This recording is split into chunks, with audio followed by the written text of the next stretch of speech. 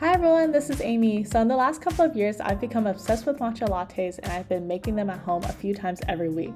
After hearing about a friend hosting his own cafe a few years ago, I felt inspired to do the same.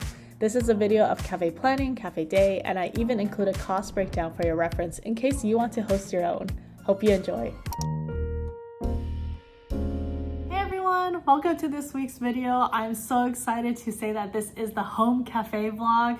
I've been dreaming about this day for so long. I think 2 years ago, I first heard of the concept of hosting a home cafe, and now it's finally time. It is happening this weekend, but we got lots of work to do. So in this video, I'm going to show you the menu I developed, the things I'm preparing, and the day of the actual cafe. So hopefully that'll be really fun and it'll run really smoothly. Pray for me. It is Monday today, and the cafe is on Saturday. So first thing I'm going to do is put some stickers that I designed and I bought from Amazon onto these plastic cups that I also bought from Amazon. So now I'm gonna put some stickers on these cups, all the while drinking matcha that I made. It is a blueberry matcha latte with blueberry homemade syrup that I made, oat milk from Oatly, and matcha from your mom Ashley's brand. It is actually really good, so I'm really happy. I bought a bunch of those tins that I will be using for the home cafe. Now let's get started.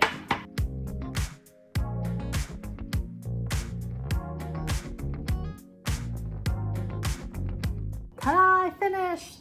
I got 1, 2, 3, 4, 5, 6, 7, 8 times 5. I got 40 cups done. Isn't the sticker really cute?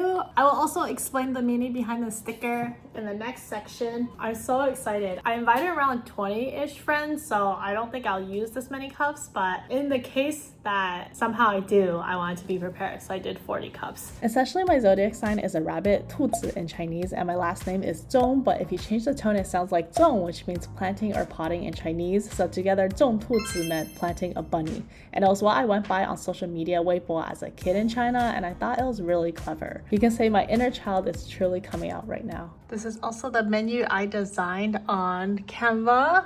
We got your iced matcha latte, you got pumpkin spice, blueberry, banana bread, and for those who don't drink matcha, I got a few teas for them, non-caffeinated in case you don't want to drink caffeine in the afternoon.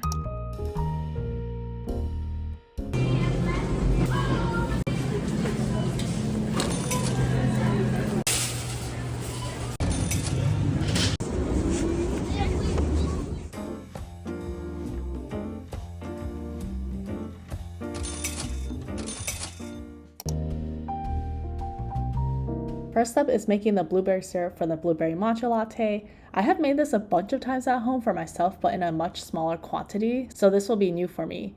Originally, I thought this would be so easy because of my experience, but a lot of taste testing is trial and error. For this time, I think I put way less sugar than usual into the blueberry mixture because I didn't want to overpower it with sweetness, but turns out there's actually not enough sweetness in the syrup after I tried it. I later decided off camera to add a bit more homemade simple syrup in.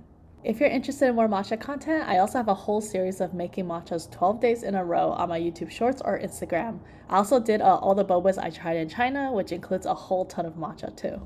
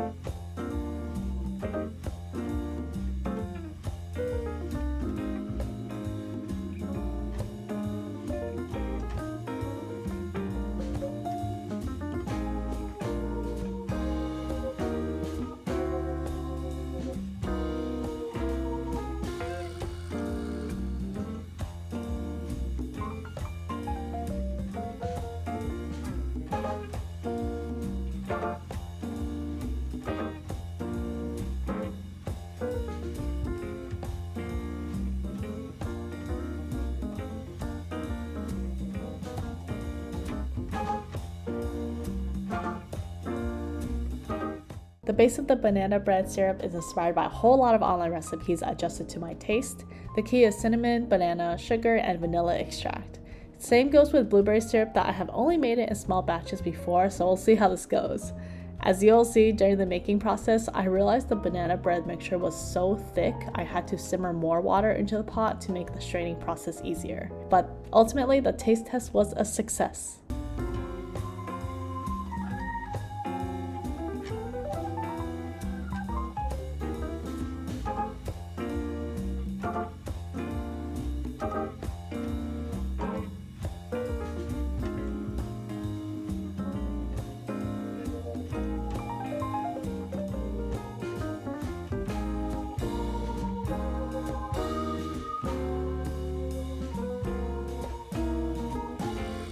For the last one, I followed a recipe online to make pumpkin spice with cinnamon, ginger, nutmeg, and cloves. You can check out my YouTube short on this one.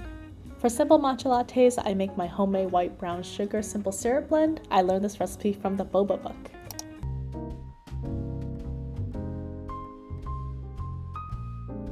A day before the cafe, I found some time to go to a nearby CVS and print out my menu. Earlier on Partyful, I already posted my menu, so I only printed out 5 to give out and give the friends something to physically hold and see. It definitely took me a while to figure out how to use the self-print kiosk at CVS. To complete the whole cafe experience, I gotta add pastries. I hopped on the subway to go to Radio Bakery, one of my favorites in New York, and got a bunch of goodies for friends to munch on.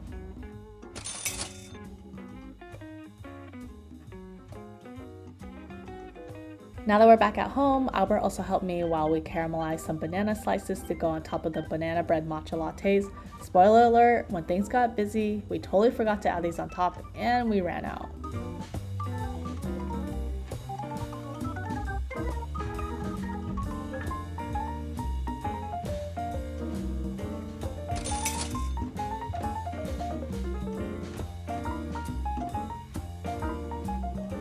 This is the final setup.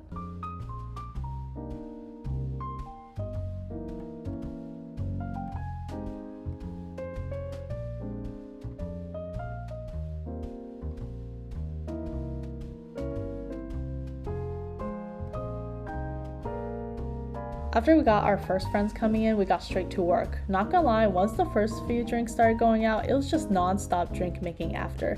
It was so fun. I also let friends choose to order multiple drinks so they can try all the different flavors, and I really appreciated their appreciation.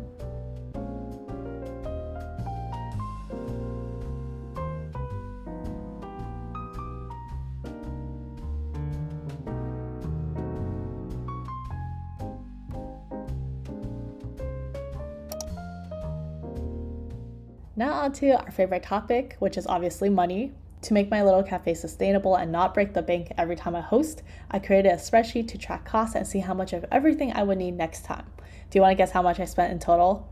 Drumroll please! In total, I spent around $430, all things considered. Let's pop up my table, shall we? If I made a more realistic estimate considering how much I actually used, the actualized estimated cost is around $300. Assuming I made 30 cups in total, that means I spent around $14 per cup on a total basis and around $10 per cup on an actualized estimated cost basis.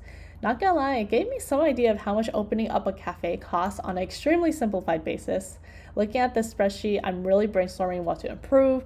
For example, next time I know how much matcha to buy. I don't need to buy that much oat milk and sparkling water. I think I'll even make the menu shorter next time, but push out fancier drinks that I've already been brainstorming and experimenting with. And seeing all the pastries left on the table, I'll either maybe next time bake some more myself, or I'll choose a different bakery. Lots of lessons to be learned from this experience. All in all, this was such a fun experience and I definitely want to do it again. Shout out to Albert for being my sous chef and taking orders. Shout out to all the friends who came out and showed up for me. You guys rock. Stay tuned for the next one.